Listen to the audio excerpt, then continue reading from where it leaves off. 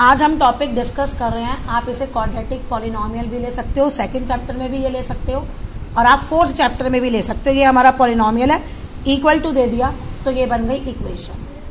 ठीक है, अब आपने 9th क्लास में फैक्टराइजेशन सीखा है। अब क्या है, जैसे मैं आपको इक्वेशन देती हूँ x + 2x + 1 x स्क्वायर। ये अब जब आप इसके रूट निकालोगे तो वो मिडल टर्म स्प्लिट करके का या फॉर्मूला ये a स्क्वायर प्लस ये b स्क्वायर प्लस 2ab, तो ये x + 1 का होल स्क्वायर है। तो अगर इक्वल टू कर दें तो ये देखो ऐसे गया x + 1 इसे मैं 2 बार लिख सकती हूँ, तो ये आया -1 और फिर दूसरा भी आया -1। ये आपका थर्ड में लोगे, या हम ऐसे ये जीरोज निकाल सकते हैं। जीरोज मतलब कि मैं क्या वैल्यू इसमें पुट करूं x की कि मेरा पूरा एक्सप्रेशन 0 आ जाए। सेकंड चैप्टर में तो ऐसे ही पूछेंगे इसके जीरोज, और फोर्थ चैप्टर में कहेंगे इसके ये जीरोज निकालो, सॉल्व करो इक्वेशन को। तो बात एक ही है। मैं इसमें क्या टॉपिक डिस्कस कर रही हूं, हम इसमें ये डिस्कस कर रहे हैं कि ये तुम देख रहे हो ये जो रूट्स आ रहे हैं, रूट्स भी कहते हैं जीरोज भी कहते हैं। अब इन दोनों के साथ साइन क्या है, नेगेटिव। देखिए ये रहा question, the zeros of the quadratic polynomial are positive both negative. ये है। अब इसके लिए हम इसे पूरा थोड़ी सॉल्व करेंगे, एमसीक्यू का क्वेश्चन है, उसमें तुम्हारा टाइम बर्बाद हो जाएगा। जैसे अगर मैं इसमें पूछती हूँ जीरोज ऑफ दिस पॉलिनोमियल, हमारा आएगा बोथ नेगेटिव, सॉल्व कर लिया, लेकिन this is not a good method. अब इसके लिए मैं आपको कंडीशन बताती हूँ। अगर बोथ नेगेटिव है, क्या है, बोथ नेगेटिव।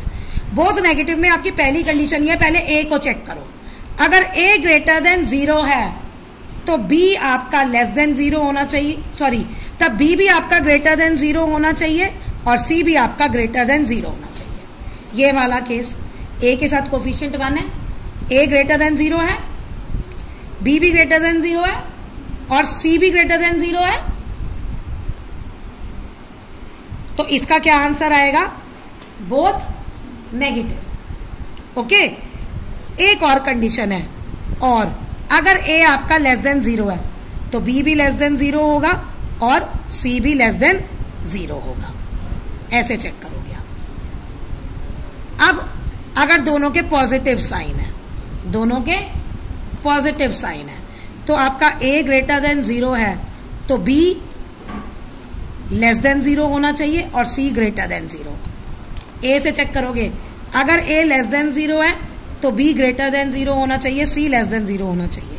ये कंडीशंस निकाली हुई हैं रूट्स पे। अब हम उन कंडीशंस की डिटेल में नहीं जाएंगे, या तो ये कंडीशन हो या ये हो गया क्लियर।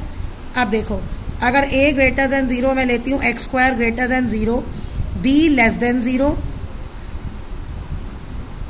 2 + 6 8, ये +12। इसके जब आप सॉल्व करोगे मिडल टर्म स्प्लिट करके, तो वो रूट क्या आएंगे, x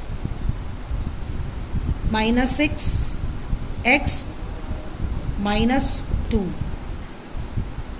a ग्रेटर देन 0 है, b -8 है, लेस देन 0 है, और c आपका ग्रेटर देन 0। तो ये जब कंडीशन होगी तो पॉजिटिव है। आपको सिर्फ ये कंडीशन याद करनी है। a b c तो क्लियर हो गया क्या है। अच्छा, अब देखो तीसरी कंडीशन। तीसरी एक कंडीशन है, opposite in sign but equal in value, opposite in sign but equal in magnitude, x square -9।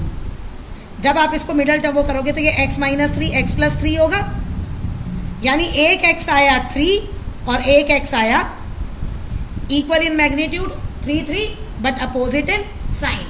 उस केस में आपका b 0 होगा, नहीं है ना, यहाँ x वाली कोई टर्म नहीं है, b 0।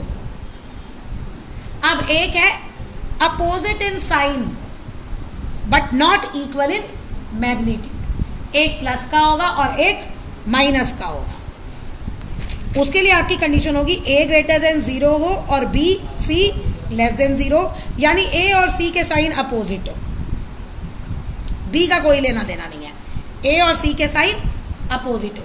ये है opposite sign and unequal magnitude.